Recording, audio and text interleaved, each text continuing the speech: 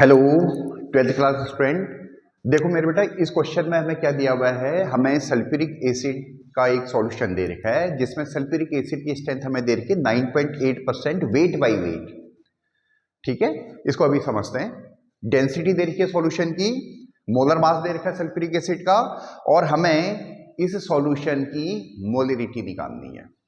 ठीक है, तो मेरे बेटा सबसे पहले देखो पहले तो क्वेश्चन समझ में आना चाहिए, फिर उसमें क्या कंसेप्ट हम यूज कर रहे हैं ये आपको समझ में आना चाहिए।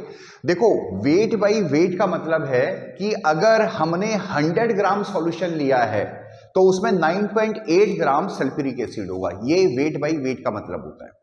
ठीक है, तो अब अगर हम सबसे पहले हम क्या करें, हम 100 ग्राम सॉल्यूशन ले लेते हैं, यानी सॉल्यूशन का जो मास है वो हम ले लेते हैं 100 ग्राम। ठीक है, यानी जो सॉल्यूशन लिया हमने वो लिया हमने 100 ग्राम। ठीक है, हम कुछ भी ले सकते हैं, आप जनरल में कुछ भी ले सकते हैं, बट ठीक है 100 ग्राम से, क्योंकि परसेंटेज निकालने में हमें आसानी रहती है तो इसलिए हमने 100 ग्राम लिया। वैसे आप कुछ भी ले सकते हैं, कोई उसमें आंसर में फर्क नहीं पड़ता। ठीक है, तो अब मेरे बेटा 100 ग्राम सॉल्यूशन जब हमने लिया तो इसमें सल्फ्यूरिक एसिड कितना होगा, 9.8 ग्राम। यानी सल्फ्यूरिक एसिड कितना प्रेजेंट होगा, H2SO4। इस सॉल्यूशन में H2SO4 कितना होगा, 9.8 ग्राम।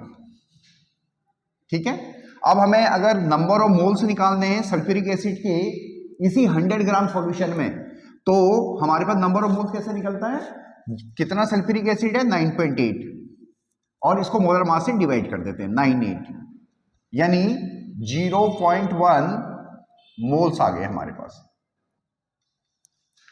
ठीक है मेरे बेटा, अब देखो मेरे बेटा 0.1 मोल्स आ गए हैं, मगर ये अभी 100 ग्राम सॉल्यूशन में आए हैं। मोलरिटी क्या होती है, number of moles in 1 litre of solution, यानी अब हमें सॉल्यूशन का वॉल्यूम चाहिए। ठीक है, तो हमारे पास जो डेंसिटी होती है हमारे पास मास अपॉन वॉल्यूम। ठीक है, हमें यहां पे क्या क्या डाटा दिया है, डेंसिटी दे रखी है 1.02 ग्राम पर मिलीलीटर। ठीक है, मास हमने लिया है 100 ग्राम लिया है, और वॉल्यूम हमारे पास निकल जाएगा, यानी हमारे पास वॉल्यूम निकल जाएगा 100 अपॉन 1.02 मिलीलीटर। अगर आप इसको सॉल्व करेंगे तो आपका आ जाएगा 98.04 मिलीलीटर। ठीक है मेरे बेटा, अब देखो मेरे बेटा, यानी 100 ग्राम जो सॉल्यूशन है उसका वॉल्यूम आ गया हमारे पास 98.04 मिलीलीटर। ठीक है, अब चाहे तो आप इसको लीटर में कन्वर्ट कर सकते हो 1000 से डिवाइड करके। 98.04 को आप 1000 से डिवाइड कर दीजिए, इतना लीटर आपका सॉल्यूशन का वॉल्यूम आ जाएगा, 0.09804 लीटर।